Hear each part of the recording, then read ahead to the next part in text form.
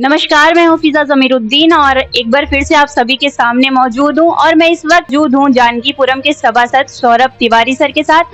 चलिए तो जानते हैं कि किस तरह की चीज़ें जानकीपुरम में क्या डेवलपमेंट हो रहा है, क्या डेवलपमेंट नहीं हो रहा है, जनता की क्या शिकायतें हैं, हम इनसे ये चीज़ें जानते हैं।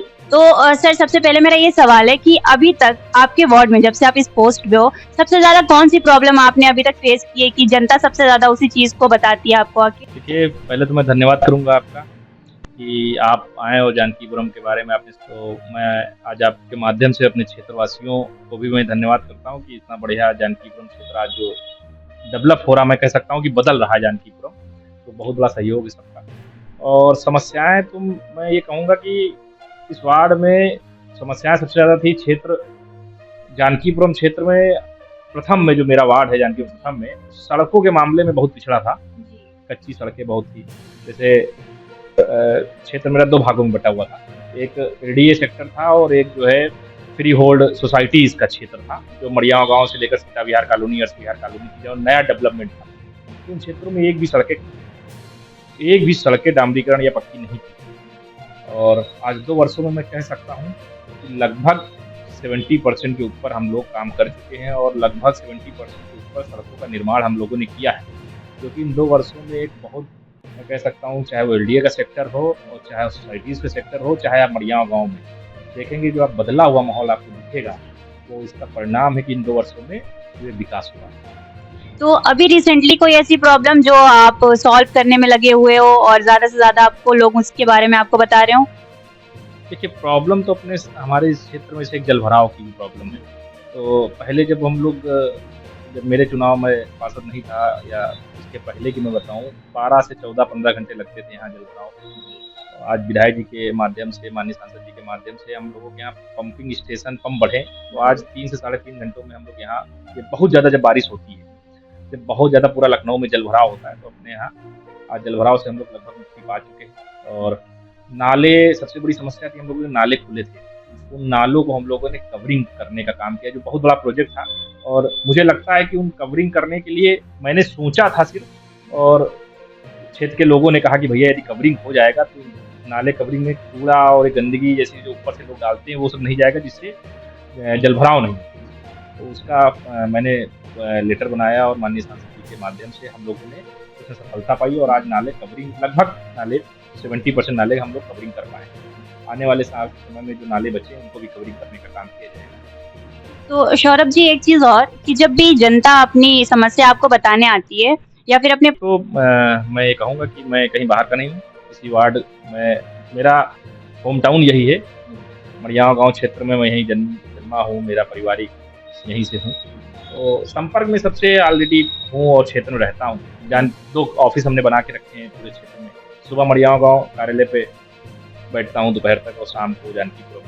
तो मैं इस वार्ड में एक कहानी और भी थी कि इस वार्ड में कभी भी जानकीपुरम क्षेत्र में कोई पार्षद नहीं बैठे। मैं उनके बीच में आकर हमने यहाँ पर ऑफ़िस बनाया और ऑफ़िस में यहाँ बैठने का काम किया जा रहा है। उनको ये भी लाभ मिलता है और समस्याएँ सुननी पड़ती है तो डायरेक्ट मुझसे ही बात होती है। मेरा नंबर, जो कि मेरा मोबाइल नंबर आज हर होल्डिंग बैनर पे रहता है और लोग मुझे डायरेक्ट फ़ोन करते हैं। आज मैं कह सकता हूँ कि मुझसे मिलने के लिए या संपर्क करने के लिए किसी को कहीं पर कोई तकलीफ नहीं करनी पड़ती। सुबह आते हैं तो मड़ियाँव गाँव मिलता हूँ, शाम को आते हैं तो यहाँ मिलता हूँ। बाकी मेरा रोज़ का नियम है, शाम को 2-3-4 पार्कों में रोज़ टहलता हूँ।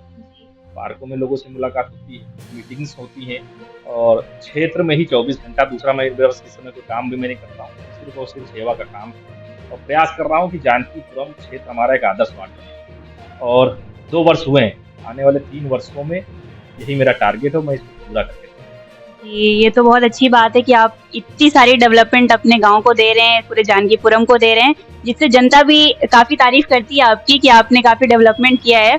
और सर एक सवाल और कि जैसा कि हम सब जानते हैं कि एजुकेशन जो आपने अभी तक क्या किया है? देखिए, मैं शिक्षा के क्षेत्र में यदि बात करूँ तो अपने हमारा क्षेत्र मैं लखनऊ जानकीपुरम क्षेत्र सन 1989 से नगर निगम में है और काफ़ी पिछड़ा तो मैं नहीं कहूँगा, काफ़ी आगे रहा है और यहाँ पर काफ़ी लोग जो है हमारे इस वार्ड से हर बार आईपीएस और आईएएस की तैयारियाँ भी करते हैं और निकलते भी हैं।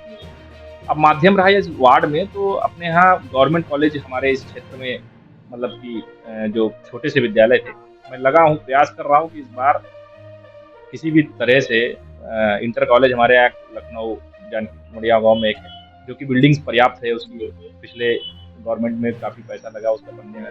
प्रयास है कि वो बन जाए, इस बार हो जाए। यदि ये सफलता हमको मिलती है तो मिलेगी तो मेरे क्षेत्र वालों को काफ़ी लाभ होगा। और जानकीपुरम क्षेत्र में जो शिक्षा का माध्यम है, आज स्कूलों के प्रयास है, तो हमारी सरकार माननीय मुख्यमंत्री जी का प्रयास है और मुख्यमंत्री जी इस पे काम भी कर रहे हैं शिक्षा के मामले में, स्वास्थ्य के मामले में। तो हम सब लोग उसमें लगे हुए हैं और प्रयास भी कर रहे हैं कि अपने क्षेत्र से भी बढ़ सके, उसमें हम लोग का जो भी योगदान है उसमें योगदान दें। बहुत बड़ी बात आपने कह दी कि आपको स्कूल खोलना है, कॉलेज खोलना है, बहुत अच्छी बात है। और हम सब भी चाहते हैं कि एक एजुकेशन का ज़रिया हो, क्योंकि ज़्यादा से ज़्यादा बच्चे, जितना देश पढ़ेगा उतना देश बढ़ेगा। कि तो हेल्थ के मामले में आपका क्या कहना है कि जानकीपुरम क्या स्वस्थ है, या फिर आप लोग उनको इतनी सुविधाएं दे रहे हैं कि उनको कोई बीमारियां नहीं हो रही है, या फिर जो भी हॉस्पिटलाइज्ड है, या फिर कैंपिंग हम कर रहे हैं, क्या अभी तक आपके वार्ड से कोई कैंपिंग की गई है?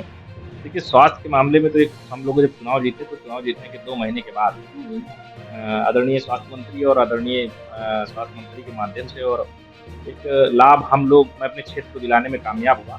वो ये था कि हर सोमवार को, अभी तक हर सोमवार को मेरे मड़ियाव वाले कार्यालय पर निःशुल्क दवाइयाँ और निःशुल्क चेकअप फ्री में वहाँ पर होता था, जो कि हर सोमवार को तो लगभग 200 से 250 लोग उसका लाभान्वित होते थे, उनको लाभ मिलता था।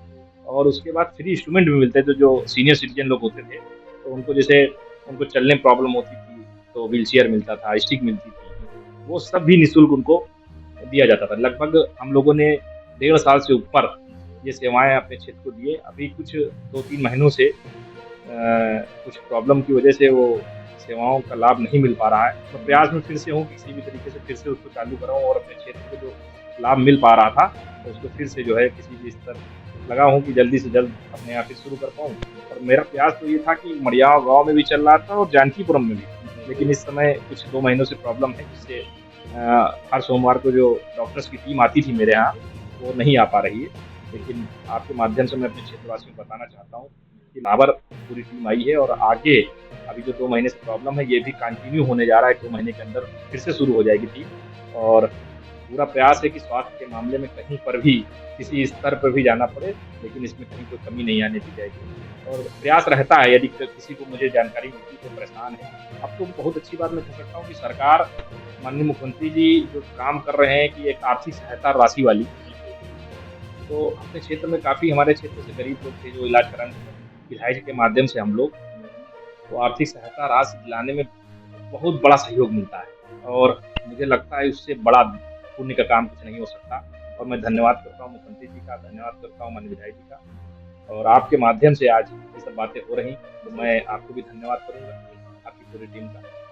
जी सर, एक सवाल और कि अभी कोई आपने ऐसा कोई प्लानिंग की है, या फिर कोई ऐसी डेवलपमेंट के बारे में कोई प्लानिंग जो आप अपने फ्यूचर को बताना चाहते हैं, या फिर अपने देश को बताना चाहते हैं कि आप ये करना चाहते हो जानकीपुरम में? देखिए, एक हम लोगों के यहाँ क्या था कि इस क्षेत्र में आज तक सरकारी योजनाओं में जैसे लोगों के यहाँ शादी बारात या कोई भी मंगलिंग कार्यक्रम करना होता था तो कोई भी कल्याण मंडप या कम्युनिटी सेंटर कमेटी, हम लोगों ने इन्हीं 2 वर्षों में कम्युनिटी सेंटर बनाने का भी काम किया, जो कि आधुनिक कम्युनिटी सेंटर है और लगभग यही सेक्टर है जैसे पॉश एरिया में है और लगभग 8 करोड़ रुपए की लागत से वो कम्युनिटी सेंटर का निर्माण हुआ। आज उसमें हॉल हैं, रूम्स हैं और लॉन है और मध्यम वर्गीय परिचय थी जो झोपड़पट्टी डाल के यहाँ पर बांग्लादेशी लोग रहते थे, जिनसे जानकी विहार सेक्टर आई जैसी कॉलोनियों को खतरा बना रहता था, भय रहता था उन लोगों को, चोरी होती थी, कहीं कुछ होता था, कहीं ताला टूट जाता था। वो सबसे बड़ी उपलब्धि मैं बताऊं कि मैं जब से चुनाव जीता था तो नगर निगम सदन में जो है सबसे पहले क्वेश्चन लगाता था तो यही लगता था कि मेरे वार्ड से झुग्गी झोपड़ियाँ हटाई जाए, और मैं कह सकता हूँ कि आज हम लोगों को उस काम में भी सफलता मिली।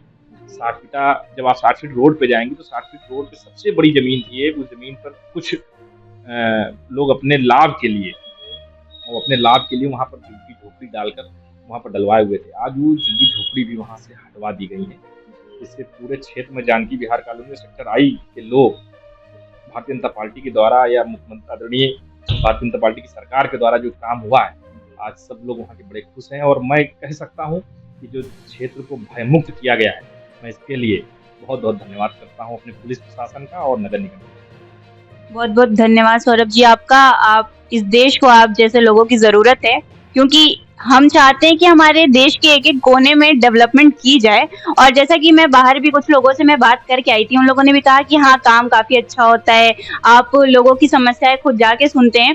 जैसे आपने थोड़ी देर पहले ये भी मेंशन किया था कि अभी इससे पहले शायद कोई भी सभासद यहाँ पे बैठते नहीं थे, आप खुद बैठते हैं और उनसे संपर्क कर चाहूंगी कि आपने अपना बहुत ही कीमती वक्त हमें दिया। तब तक के लिए धन्यवाद। से जुड़े रहें RNA लाइव से, तब तक के लिए नमस्कार।